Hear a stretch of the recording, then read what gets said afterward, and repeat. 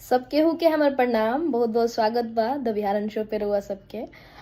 माफ़ी चाहम, बहुत दिन से लगातार हम वीडियो अपलोड ना कर पावत रहनी है। रीजन रहला कि निजी जीवन में तनी बिजी चलत तनी। चैनल के गीत खातिर हमरा गाँवे रहे के पड़ेला हो जाए, क्योंकि शादी होला, बच्चा होला, तो हमरा रिकॉर्ड करे के होला। काहे कि अभी तक हम यही तरीके से द बिहारन शो पे काम कैले बनी। कोनो खास तरीका से सेट बना के हम द बिहारन शो खातिर कभी काम नहीं कैले। बाकी एगो जरूरी बात कि कुछ दिन पहले अभी बिहारन शो पे 10,000 सब्सक्राइबर पूरा भइला। ओकरा खातिर हम लोग सबके बहुत बहुत बहुत धन्यवाद कहतनी। आज चैनल के व्यूज़ भी 46 लाख प्लस बा, ओहो खातिर बहुत बहुत धन्यवाद। रउआ सबके प्यार दुलार के बिना द बिहारन शो ए मुकाम तक ना आइत।